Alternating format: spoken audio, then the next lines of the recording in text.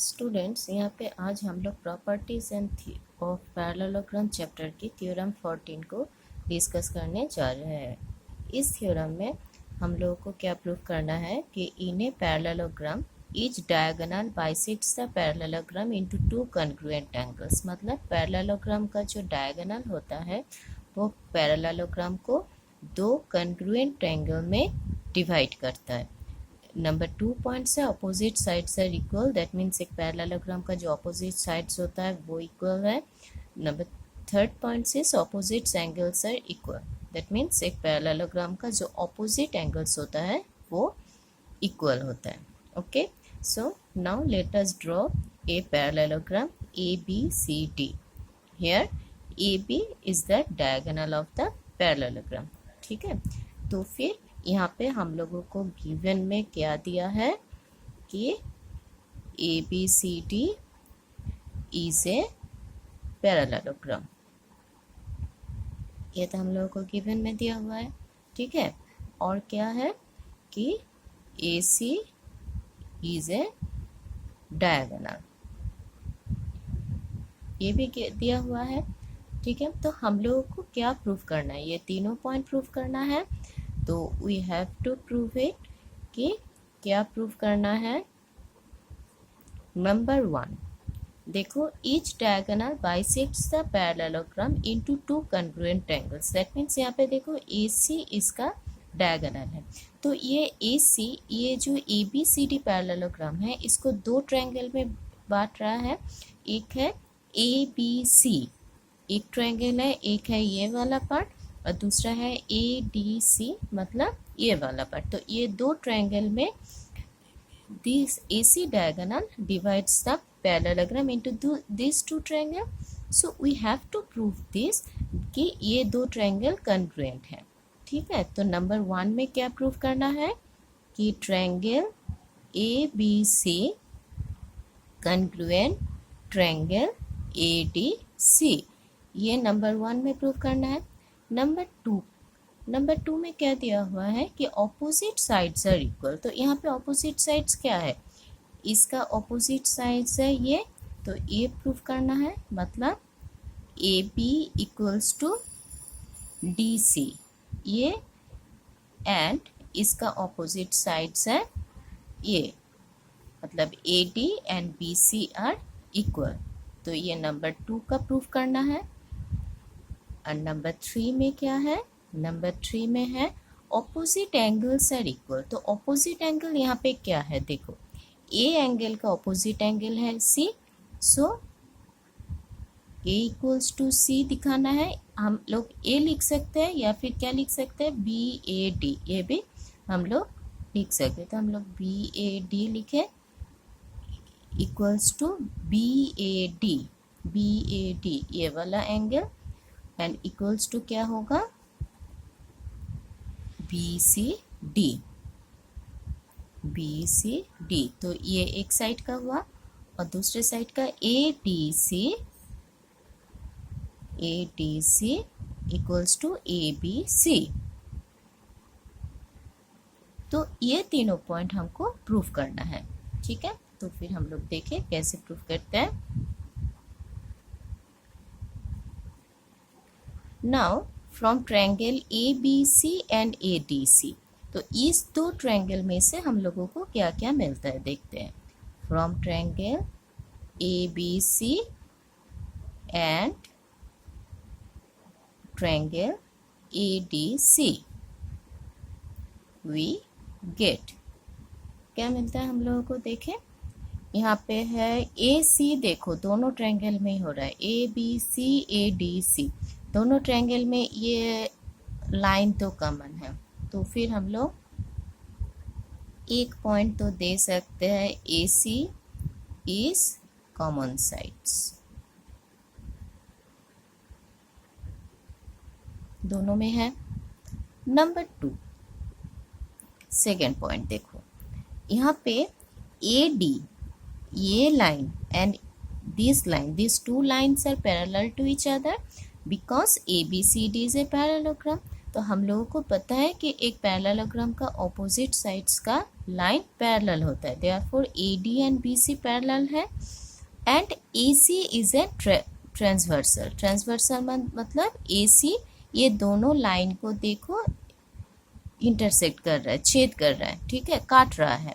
तो हम लोग कह सकते हैं कि यहाँ पे ये जो एंगल है और ये जो एंगल है ये अल्टरनेट एंगल है। हम लोग पढ़े हैं कि अल्टरनेट एंगल है पैरेलल लाइन को दो जो लाइन इंटरसेक्ट कर रहा है उसका अंदर वाला लाइन, ठीक है। तो अल्टरनेट एंगल क्या होता है, इक्वल होता है।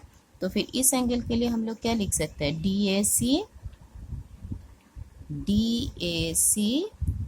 इक्वल्स टू, इस एंगल के लिए हम लोग लिख सकते हैं ACB, ठीक है। तो ये दो एंगल क्या हुआ, alternate angle.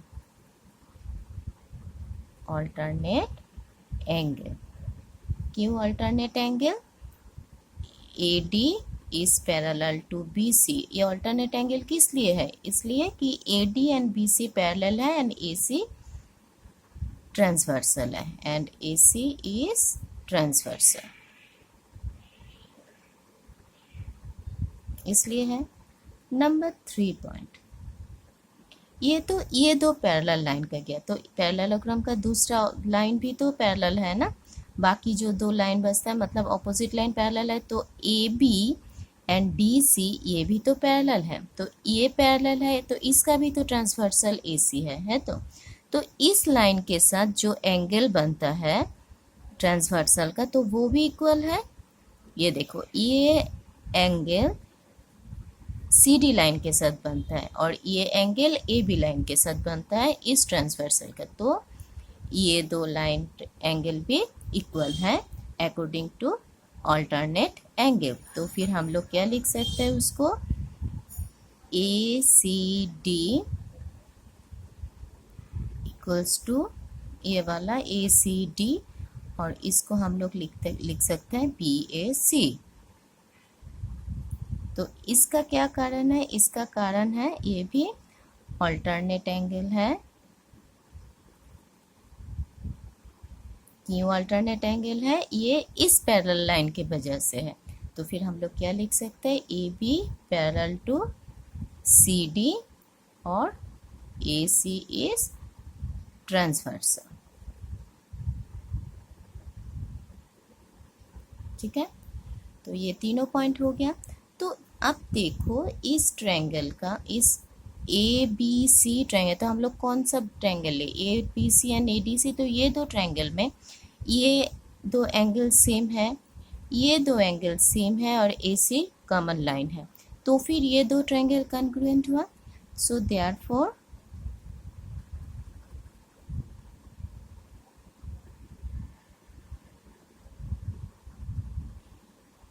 we can say triangle ABC congruent triangle ADC। किस लॉ के, कॉन्ग्रुएंसी के 3 लॉ हैं, हम लोग जानते हैं, side side side, side angle side, angle side angle. तो यहाँ पे देखो दो एंगल और एक साइड है, तो ये किसका एक्सियम हुआ, ASA एक्सियम्स ऑफ कॉन्ग्रुएंसी। 3 है ना, दो एंगल का होता है कि ASS ASS एंड AAS, 3, तो एक हुआ। अच्छा अब है, इसको हम लोग इक्वेशन 1 देते हैं, इसका हम लोग देते हैं इक्वेशन 2, ओके। अब देखो तो ये जो ट्रायंगल इक्वल है, तो ये दो ट्रायंगल जो कॉन्ग्रुएंट है, तो हम लोग बोल सकते हैं कि इस ट्रायंगल का AP एंड DC ये उसका कॉरस्पॉन्डिंग साइड है and AD and BC are corresponding side और AC तो कॉमन साइड्स है। So therefore we can say AB equals to DC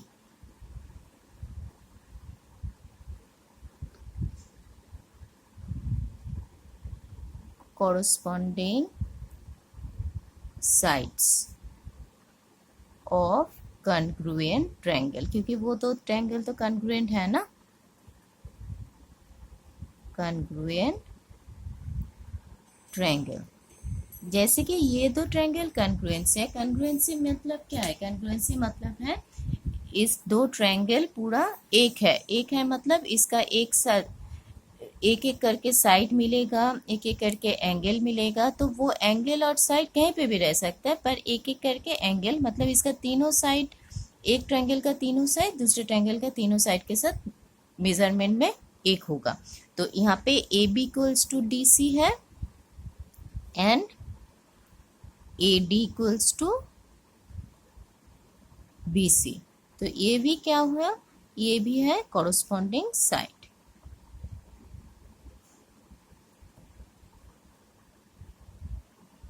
ठीक है, तो देखो ये नंबर 2 जो है ऑपोजिट नंबर 2 वाला point A B equals to D C and C D equals to D C, तो ये भी प्रूव हो गया। तो ये करस्पॉन्डिंग साइड्स है। ठीक है, तो ये भी प्रूव हुआ।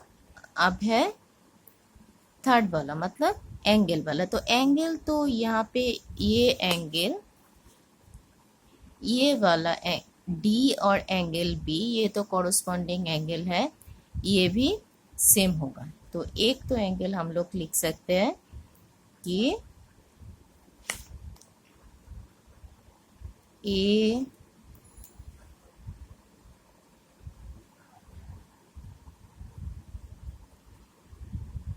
D C equals to A B C.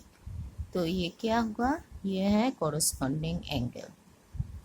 Corresponding angle मतलब दो ट्रायंगल जैसे कॉन्ग्रुएंट ट्रायंगल है तो उसका एक एक करके तो एंगल मिलेगा।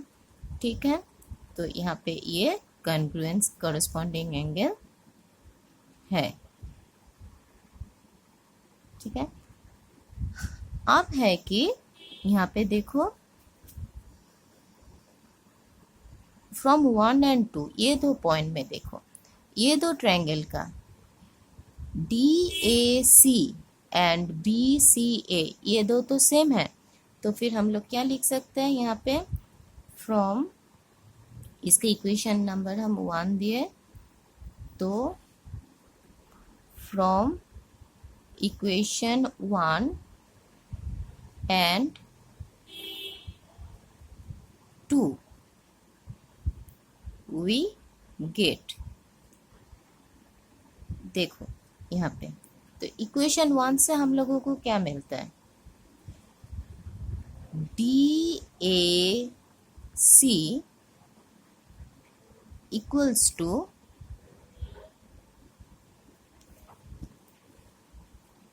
DAC equals to ACB। Equation 1 में ये है, तो इक्वेशन 1 हम लोग ये लिख रहे हैं। ठीक है, अब दूसरे वाला मतलब यहाँ पे BAC एंड DCA ये भी तो इक्वल है, ये दो पार्ट, ये ACD या फिर हम लोग लिख सकते हैं ACD वहाँ पे है, या फिर DCA एक ही है, तो फिर कुछ भी लिख सकते हैं। तो यहाँ पे हम लोग किसके साथ क्या लिखेंगे? देखो DAC के साथ BAC, तो हम यहाँ पे घुमा के लिख रहे हैं BAC प्लस ACD। देखो फिर से मैं बोल रही हूँ, ये दो ट्रायंगल जो इक्विलेटरल ट्रायंगल है, तो इसका तो हम लोग 1 एंड 2 पॉइंट में किए कि ऑल्टरनेट एंगल से, तो ये दो एंगल सेम है, इसका ये दो एंगल सेम है। तो अगर हम लोग ये दो एंगल को प्लस कर दे, तो प्लस करने का मतलब क्या है? तो ये जो पूरा एंगल है, ये दो पूरा एंगल सेम हो जाएगा, मतलब C इक्वल्स टू A हो जाएगा। तो वही हमने यहाँ पे किए। तो DAC प्लस BAC, तो DAC एंड BAC दोनों मिलके क्या होगा? BAD। तो हम लोग यहाँ पे क्या लिख सकते हैं इसके बदले? BAD इक्वल्स टू यहाँ पे क्या है, next A C B A C D, तो उसके बदले हम लोग क्या लिख सकते हैं, B C D, B C D. तो ये हो गया। तो ये तो पहले यहाँ पे इक्वेशन में हम लोग प्रूफ किए कि ये कॉरस्पॉन्डिंग एंगल है, तो इसके वजह से यहाँ पे हम लोगों को सेकेंड वाला पॉइंट भी मिल जाएगा कि ये भी इक्वल है।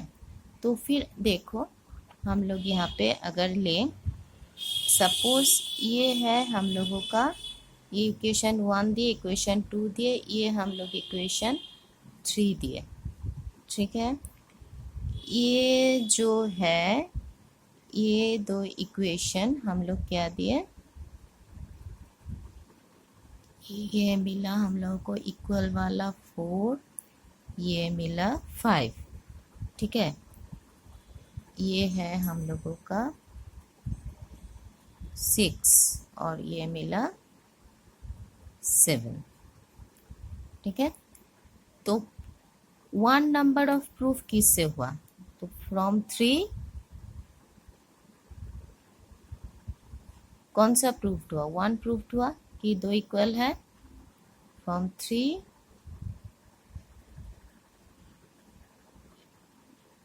we get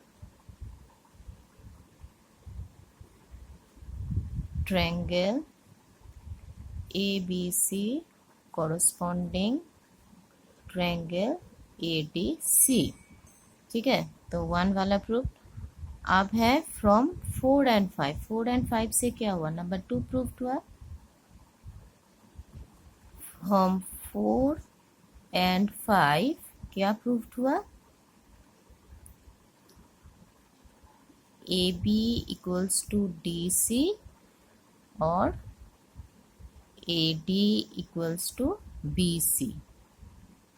तो ये कौन सा प्रूफ हुआ, 2 प्रूफ। अब ये जो 6 और 7 है, इससे कौन सा प्रूफ हुआ, ये 3rd वाला प्रूफ हुआ। तो फ्रॉम 6 and 7